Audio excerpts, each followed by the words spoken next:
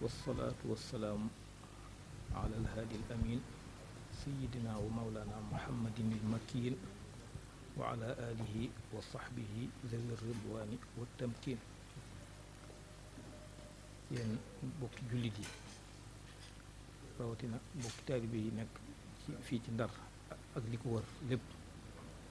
ñu ngi leen di nuyu bu baax a baax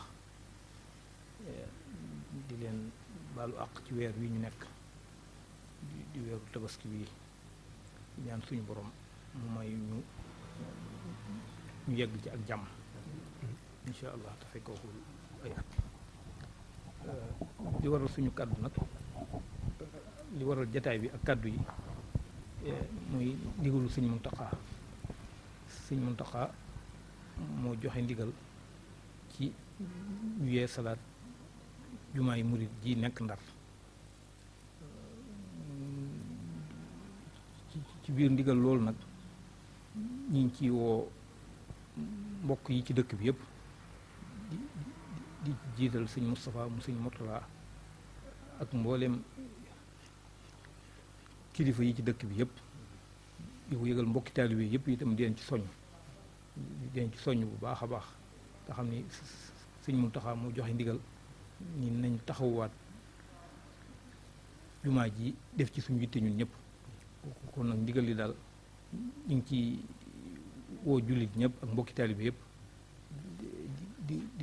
di ko yëgal waa nguur gi président de la république di ko yëgal mboolem kilifa diine yi ci dëkk bi yëpp nag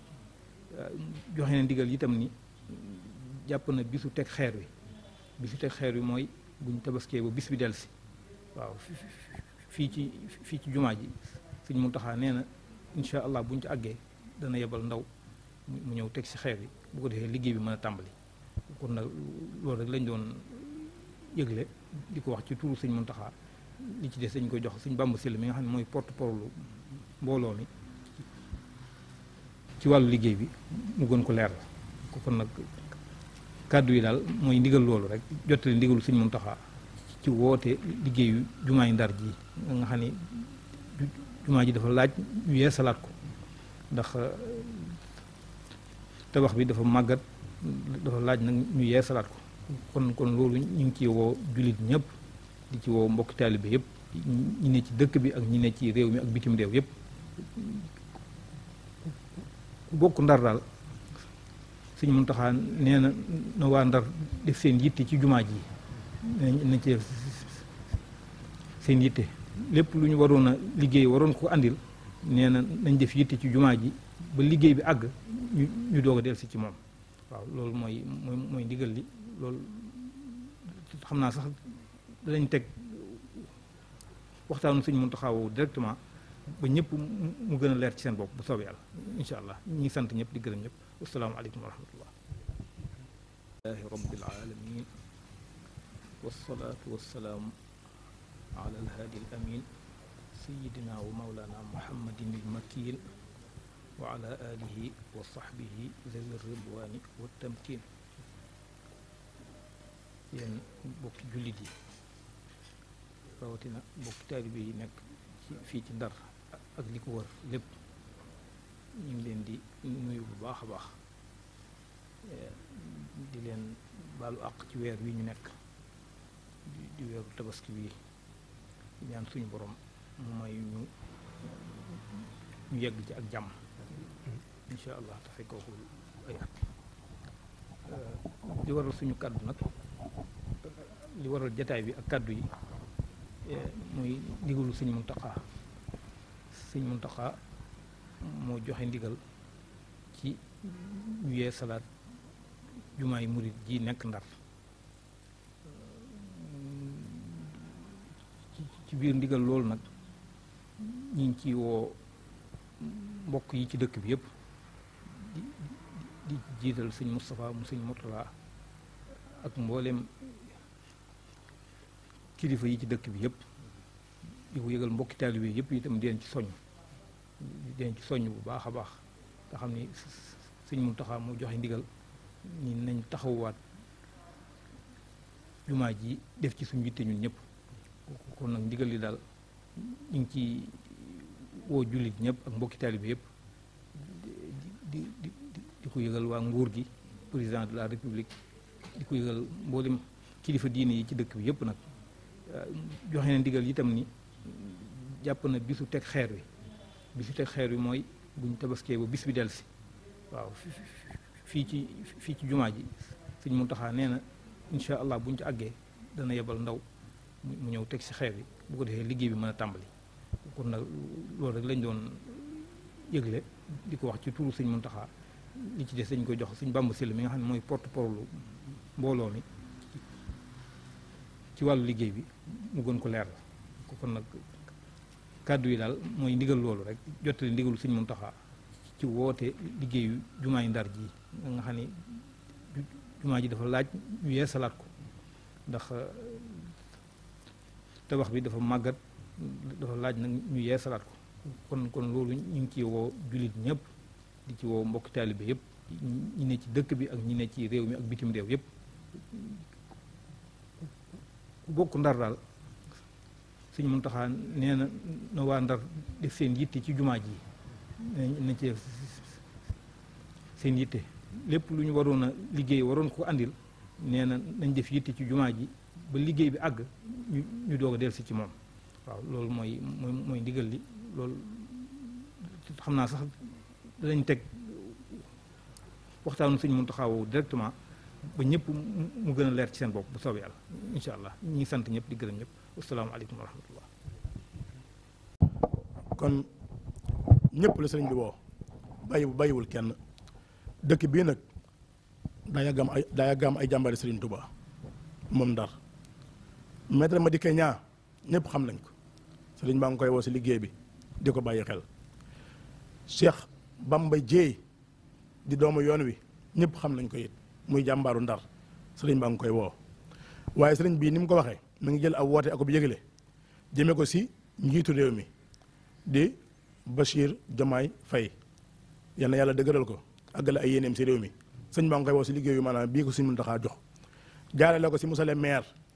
mu àgg maanaam si préfet ba si gouverneur bu dëkk bi région de Saint-Louis ñoom ñëpp sëñ bi maanaam woo na leen bàyyiwul kenn liggéey bi seen liggéey la woote bi maanaam seen woote la bu leen si kenn njëkk bu leen si kenn maanaam mujj jërë ngeen jëf ma Cheikh Amar ku ne xam na ko jàmbaari Serigne Saliou jooju jàmbaari yoon wi jàmbaari Ndar di doomu Ndar ñu ngi koy woo di woo alaaji Bogaan mi nga xam ne doomu dëkk bi la it di doomu Ndar gii taalibe Sëñ Mbàkke Soxna Lo sëñ bi it mi ngi bokk moom liggéey bi di ko woo kon daal dafa nekk ni maanaam day ab woote nag mëne suto maanaam tudd ñëpp kenn waaye ku dégg woote bii Sëñ Amadu Mbàkke nee na ku ko dégg xamal ni maanaam boo si déggul sa turit yow la sa jiital ñëpp la woo ndax suñu mën a xam la jox ndigal boo nee julli ñëpp ne murid ñëpp kenn génnul ku génn yaa génn sa bopp jërë ngeen jëf. waaw Cheikh Ahmadou Mbacke Jaxate maa ngi tudd Cheikh Ahmadou Mbacke Jaxate aouzu billahi min asheytaani rajim bismillahi rahmaani rahim wasalaatu wasalaamu ala alhaadi al amin sayidina wa mawlana muhammadin il makin wa ala alihi wa sahbihi zawi ridwani wa tamkin mbokk jullit yi rawatina mbokk taalibe yi gannaaw ba ñu sant yàlla julli ci yonent bi sallallahu alayhi wa sallam di sant Serigne Touba mi nga xamante ni moom la ñu yaakaar tey ak ëllëg moom la ñu fas yéene di ko liggéeyal ba kere suñu dund di jeex ñu ñaan yàlla suñu borom tabaaraka wa taala mu dimbali ñu ci ba noonu ñu ko yéenee suñu borom defal na ko ci barke borom Touba ñoo ngi leen di xamal ni ñoo ngi fii ci bërëbu Serigne Touba bi ñuy wax Jumaay Murit fii ci Ndar nekk fii ci saal bi ci kër Sëñ Touba gi toog ak suñu kilifa suñu jëwriñ di suñu sëriñ sëriñ Hamidou Mbacke moom Cheikh Mouhamadul Murtada ibnu Xaadimu Rasul moo ngi toog nag mbooleem commission ad hoc bi nga xam ni comité ad hoc bi nga xam ni ñoom la tànn ngir bëgg a ànd ak ñoom liggéey bii nga xamante ni mooy liggéeyu jumaa ji xam ngeen ni liggéeyu jumaa ji dafa am ndigal lu yees loo xam ni daa jóge ci Cheikh Mouhamadul Muntaqa yàlla na fi yàgg te wér ñëw wàcc ci sëriñ Hamidou Mbacke mii muy ndigal loo xamante ni mooy yeesal jumaa ji ba mu gën a dëppook jamono yees ak jumaa ji ba mu gën a dëppook wàcc waay Ndar ci yoon wi moo tax mu tànn comité bii nga xamante ni ñoom la fas yéene ànd ak liggéey bi ñu fas yéene koo yaatal ba ci mbokki taalibe bi yëpp ak mbokki jullit yëpp ak Ndar gépp gannaaw ba loolu wéyee nag ñoo ngi fas yéene jox kàddu gi sëriñ Hamidou Mbacke moom Cheikh Mouhamadul Murtada mu woote ci liggéey bi bu waxee ba noppi ñu jox jëwrinam porte-parole am Cheikh Ahmadou Bamba Sylla bu noppee ñu jox sëriñ Tàkku Mbàkke mi nga xamante ni moom la sëriñ bi def mu yor liggéey bi di superviseur bi kon ñu jox sëriñ bi kàddu gi te déglu ko incha allahu taala. alhamdulilahi rabbil alamin alhamdulilahi rabbil alamin alhamdulilahi rabbil alamin gannaaw ba na sant yàlla julli si yonent bi ñu ngi sant Cheikh al Khadim di sant maam Cheikh Anta borom gaawaan borom Daaru Salaam ak gaawaan ñu boole si yoon bi te di ñaanal sëñ Muntaxa mu yàgg fi lool te wér ba liggéey bii mu ñu sant suñu borom ba mottali ko ba mu fekk ko ba ñëw inauguré ko wante di ñaanal lool sëñ Amidou Mbacke ñun Cheikh Mahamadou Mourtada nga xam ni sagu yoon wi la sagu ndar la taalibi murit nag bu nekkee si yoon wi ba xëy wàcc te sëriñam jox ko ndigal war na seet boppam kon waa ndar war nañu sant yàlla bu baax ni suñ Muntaxa joxee ndigal ñu yeesal jumaa ji nag ay mag a ko fi defaroon ci ndigalu Cheikh Abdoulaye Mbacke dal na yàlla yokk leeram ba mu mel ni mu mel ay jàmbaar lool liggéey ko ba mu mel ni mu mel tey jii nag sëñ Muntaxa yàlla na fi yàgg te wér mu jox ñu ndigal jaarale ko si sëñ Hamidou kon ñun lépp lu ñu am ak lépp lu ñu amul nañ ci wuti yeesalaat jumaa ji ndax loolu mooy sunu ndam di sunu sag bu ëllëgee bu ñu gisee Cheikh al Khadim duñu sëgg kon daal maa ngi digalaan waa Ndar yëpp fépp fu jullit nekk nga jàpp ci liggéey bi bu amee at bu amee ñaari at nan si jàpp ba mu yees ba yoonu murit yëpp am ndam waa Ndar am ndam diine lislaam am ndam yàlla na ko yàlla defal si barke Serigne Touba jërë ngeen jëf. Aouzu billahi mina shaytani rajim. Après avoir rendu grâce à Dieu,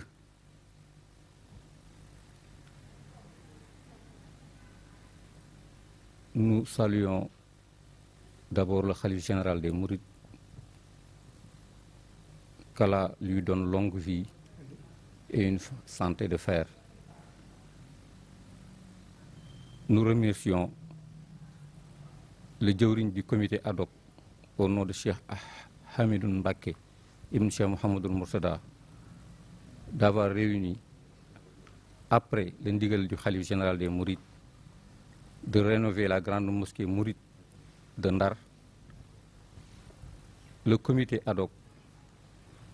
dont l'objectif essentiel est de tout faire pour réaliser cet objectif, pour réaliser ce projet d'une dimension exceptionnelle, car à l'endroit de la grande mosquée de Touba, de Massalik ou d'autres mosquées réalisées par la communauté mouride, Cheikh Serigne Mountakha Mbacké a voulu que Saint-Louis ne reste pas l'un des fiefs de Serigne Touba en arrière. Sur ce, le comité ad hoc a tout fait pour réaliser les préalables pour réaliser ce projet. Ainsi, nous avons le comité derrière nous, sur la direction de Serigne Hamidou Mbacke. Ainsi, nous avons cru faire ce point de presse pour éclairer la Oumma islamique, mais tous les mourides, que la réalisation de ce projet-là est un ndigal du khalife général des mourides, particulièrement à l'endroit des mourides de Saint-Louis. Sur ce, nous exhortons tous les mourides de Saint-Louis, tous les musulmans, de mettre la main dans la pâte pour que ce projet puisse se réaliser dans les plus brefs délais. C'est à l'endroit de tous les khalifes, de tous les khalifes musulmans, je veux dire des confréries musulmanes qui sont dans Saint-Louis, mais à l'endroit aussi de tous les daïras, de toutes les fédérations, que cet appel va vers eux, va vers toute la communauté musulmane de Saint-Louis. Je crois que ce sont des propos du président du comité que nous voulons apporter en français. Ainsi, on va laisser un de nos collègues faire l'éclaircissement sur le projet à l'endroit de Abdou Karim Fall, qui est l'ingénieur qui a fait la conception du plan pour beaucoup plus de clarification dans ce projet. En fait, l'histoire plutôt de Serigne Touba à Saint-Louis, nous savons que Serigne Touba est venu à Saint-Louis à plusieurs reprises. Il est venu à Saint-Louis de son propre gré plusieurs fois. Ce qui veut dire que Saint-Louis est une des villes de Serigne Touba.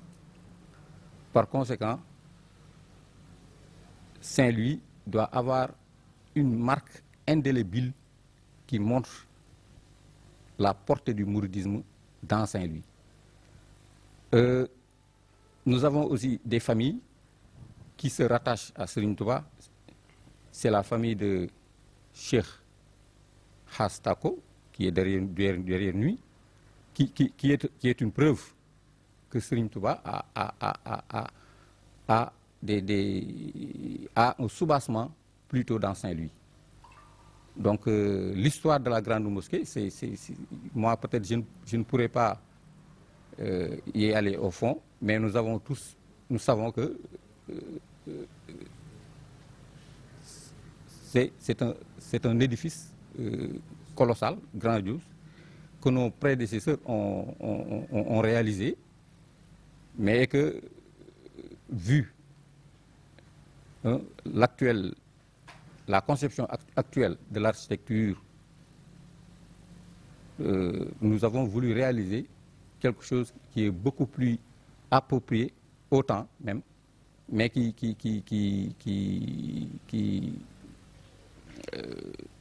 mais qui répond beaucoup plus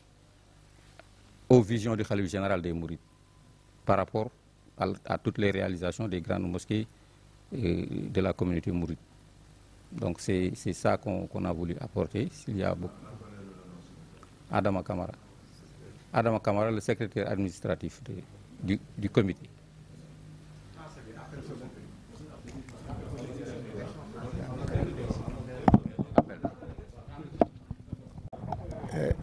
Abdul Aziz Sow, membre du comité ad hoc.